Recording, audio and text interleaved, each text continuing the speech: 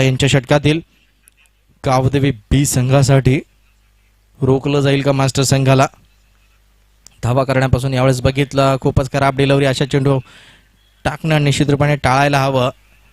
चेंडू निर्धाव कशी येतील यावर लक्ष केंद्रित करायला हवं. मात्र यावेळेचा चेंडू अवांतर धाव देऊन जात आहे.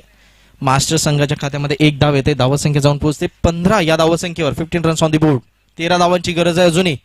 5 चेंडू आणि 13 धावांची गरज.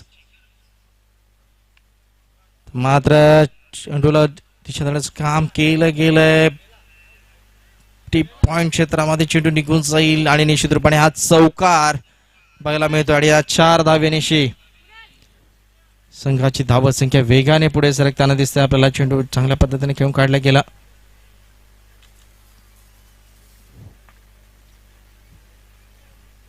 आणि या दर्जेदार फटका बघायला मिळाला.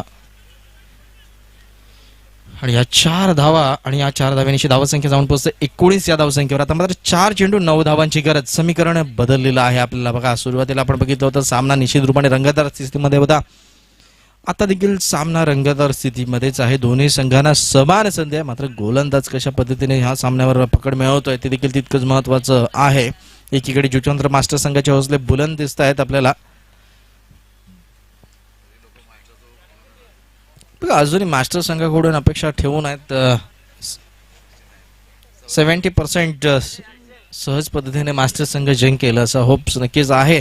तर एकीकडे गावदेवी संघ आपण बघतोय कारण की अनुभव जरूर आहे आणि त्याच्यामुळे हा एक्सपिरियन्स नक्कीच बघायला मिळेल. अतिशय चांगला ड्राईव्ह बघायला मिळेल. कव्हर ड्राईव्ह, सुंदर फटकेबाजी. एक्स्ट्रा कव्हर क्षेत्रामध्ये किती धावा देऊन जाईल हा चेंडू? निश्चित रूपाने 4 धावा. बॅक टू बॅक चौकार.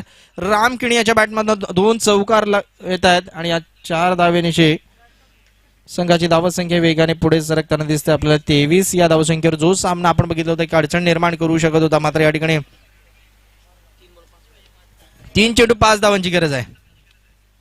लाला याला चांगली गोलंदाजी करावी लागेल. साईल उर्फ लाला चेंडू निर्धाव टाकावे लागतील, विकेट घ्यावे लागतील. मात्र राम याच्या हौसले बुलंद दिसत आहेत मैदानामध्ये. 2 चौकार त्याच्या बॅटमधनं आपल्याला बघायला मिळालेले आहेत.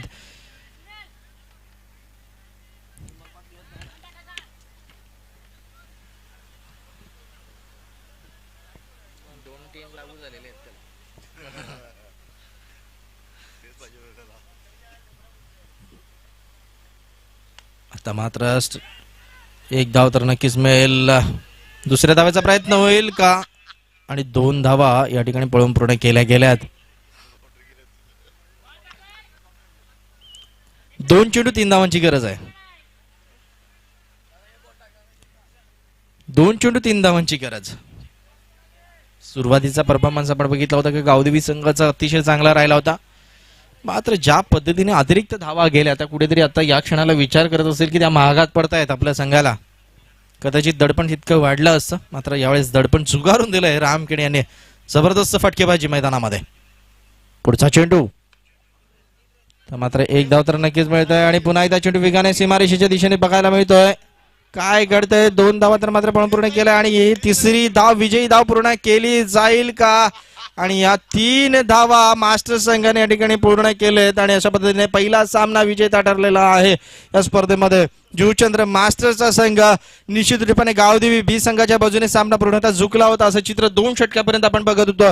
मात्र 3ऱ्या षटकामध्ये राम किणी यांनी जी कमाल केली, अतिशय चांगली फटकेबाजी केली आणि आपल्या संघाला निश्चित रूपाने विजय संपादन करून दिला गेलाय.